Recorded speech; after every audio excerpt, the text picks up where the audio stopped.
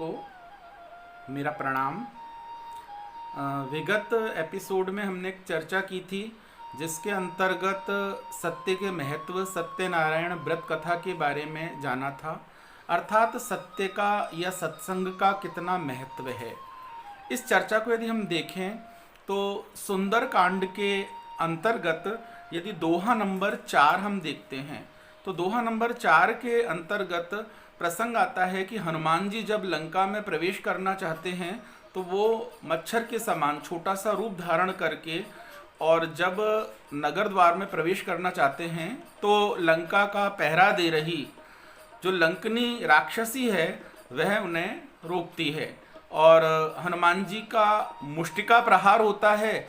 फलस्वरूप वह रुधिर वमत धरणी ढनमनी, रुधिर की वमन करती हुई, उल्टी करती हुई धरती पर गिर पड़ती है और फिर पुनः अपना होश संभालकर हनुमान जी से चर्चा करती है। उस समय यह दोहा आता है।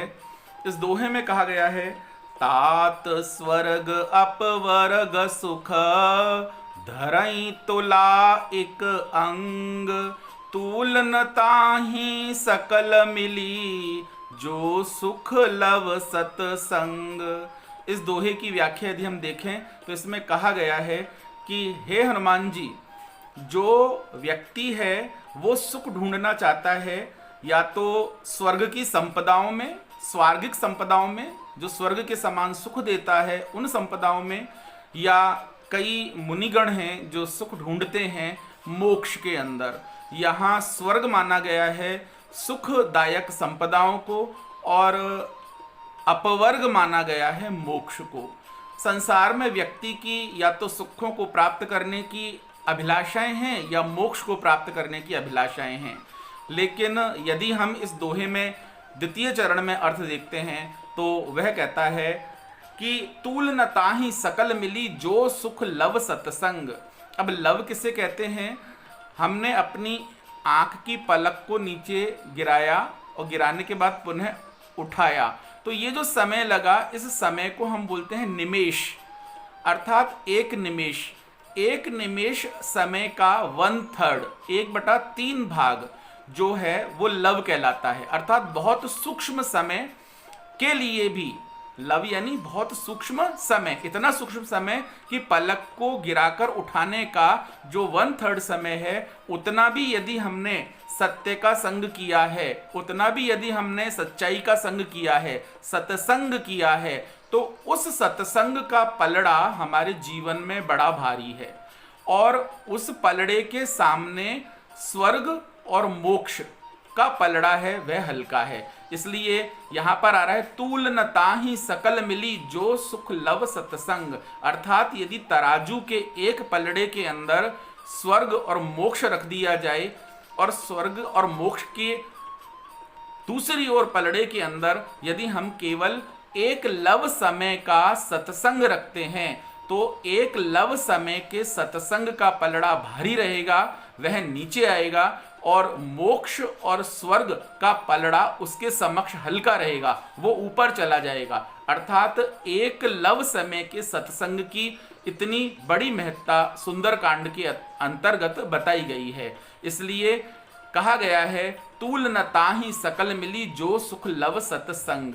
यहाँ पर यदि हम बात करें तो जो तराजू है तो वह वास्तव में तराजू या भौतिक रूप से नहीं है, वह स्थूल रूप की अपेक्षा सूक्ष्म रूप की तराजू है। और हमारे यहाँ जो सूक्ष्म रूप की तराजू मानी गई है वह तराजू मानी गई है बुद्धि को। हम बुद्धि की तराजू पर, हम बुद्धि की तुला पर तोलकर विचार करते हैं और बुद्धि की तुला पर तोलकर व्यवहार करते हैं।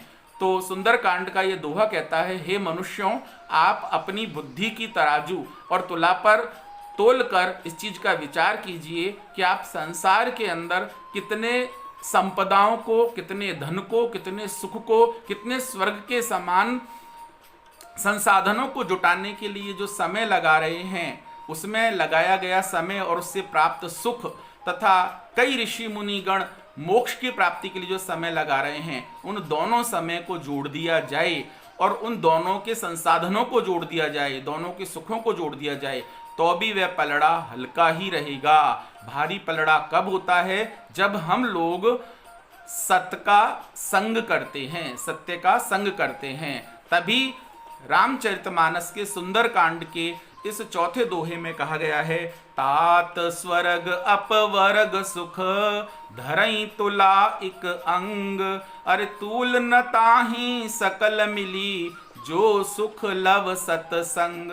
तो आप सभी कम से कम समय यदि आपको मिलता जीवन में तो कोई बात नहीं, आप सत्य का संग करेंगे, प्रभु का संग करेंगे, क्योंकि सत्य की प्रतिरूप मूर्ति सत्यनारायण भगवान को माना गया है, राम को माना गया है, विष्णु अवतार को माना गया है, या आपका जो भी इष्ट है जो सत्य के साथ जीवन व्यवहार को सिखाता है उसे माना गया है। आप सभी का जीवन सत्य के पर्व पथ पर चले, यही अभिलाषा है। जय श्री राम।